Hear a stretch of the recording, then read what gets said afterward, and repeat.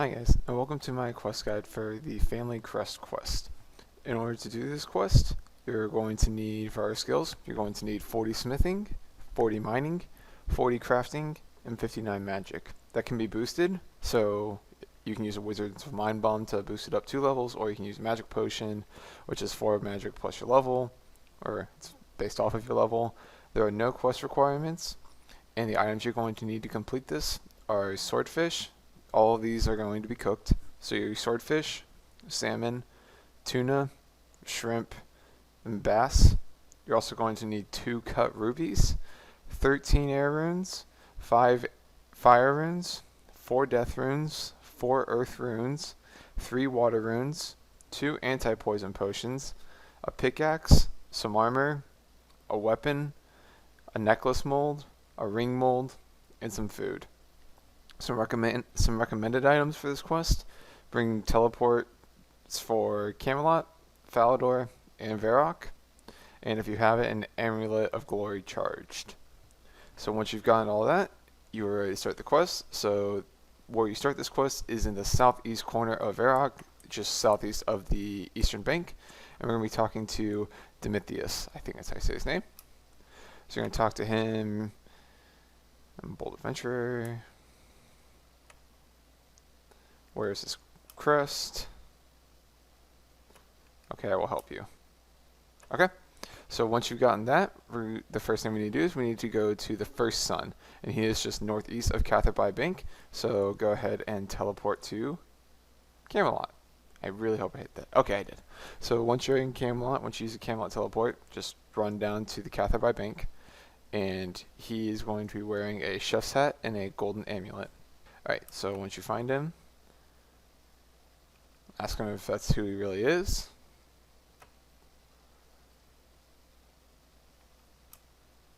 Ask him if you can have his bit. He's going to tell you what you need to get him. Say, I'll get those. Once you should have them in your inventory already.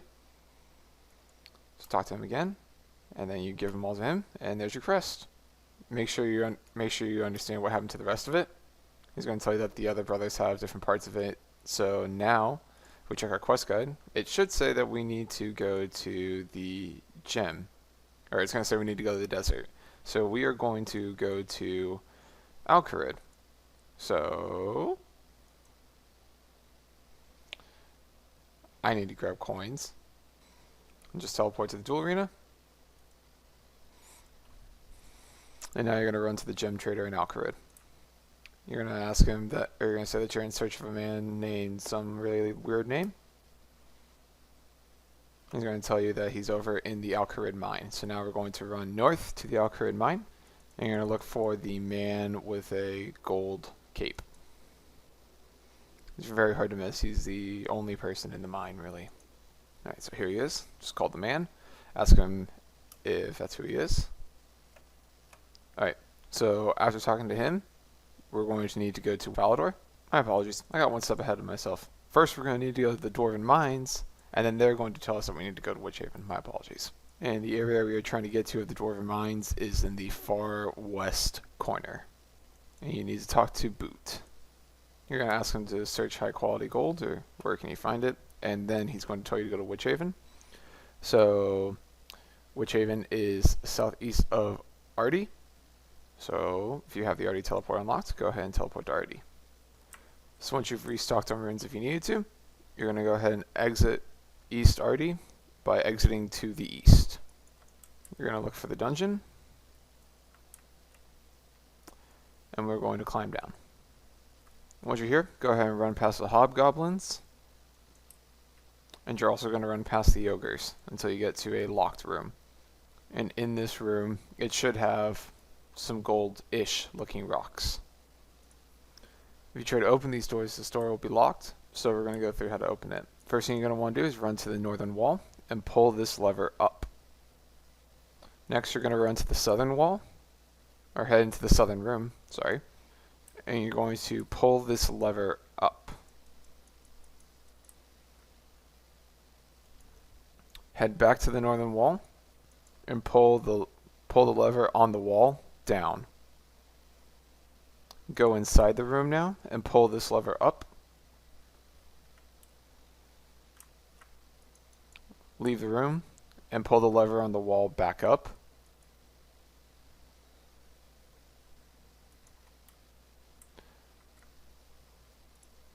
And now you're going to go back to the southern room, and you're going to pull that lever down. And that should unlock the door. Once inside, don't die to the hellhounds, and mine some of the gold. Mine 2. Make sure you mine 2. Obviously, if you have Prey Melee unlocked, it'll just make sure you don't take any damage. Alright, once you've gotten both of those 2, all we need to do is make sure we smelt those into 2 gold bars. And we need to make them into a ruby ring and a ruby necklace. So my recommendation is to just go ahead and go back to Alcarid by going to the duel arena. If you have a dueling ring, if you have a glory, teleport to Alcarid. And we're just going to use the furnace over by Alcarid Bank. Okay, so I don't know what happened, but something got corrupted with the file. So after you smelt the gold ore, the perfect gold ore, into a ruby ring and a ruby necklace, all you're going to do is return to the mine and give that to the nobleman. After you give it to the nobleman, make sure that he tells you about the third brother to get the last part of the crest. And he's going to tell you that you need to go to the Jolly Boar Inn, and that inn is going to be near the sawmill northeast of Varrock. Sorry about that. So in order to get to the Jolly Boar Inn, go ahead and leave Varrock, either to the east or the north. It doesn't matter which way.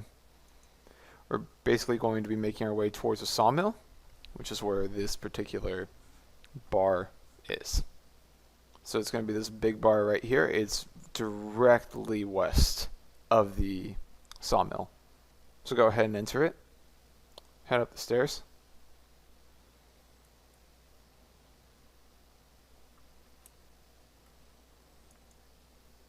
And the person you're looking for is going to be in the northwest room, named Jonathan. You're going to find out that he's been poisoned, so go ahead and use one of your antis on him. And he'll say, thank you, thank you, thank you. So you're going to start talking to him about Chronozone. Ask him where you can find him. And then tell him you will be on your way. So, get all the items that I already mentioned, and then once you've done that, you're going to go ahead and head to Edgeville. So if you have a glory, teleport to Edgeville. If you don't, teleport to Varrock, and we'll just run there. I just know that I will mess up, so I'm making sure I've got extra casts of all my... Probably grab more death runes. Making sure I have extra casts of all my blast spells in case I mess up something. Also, something to note about the area we're going to be going to. It is technically in the wilderness. It's in level 2 wilderness, so don't bring anything that you're not okay with losing. So once you're at Edgeville, you're going to run into the Edgeville dungeon. We're going to head to the wilderness dungeon inside the Edgeville dungeon. There's a lot of dungeons. Alright, so once you're here, we're going to click enter. And we're going to run past the thugs. And run past the chaos druids.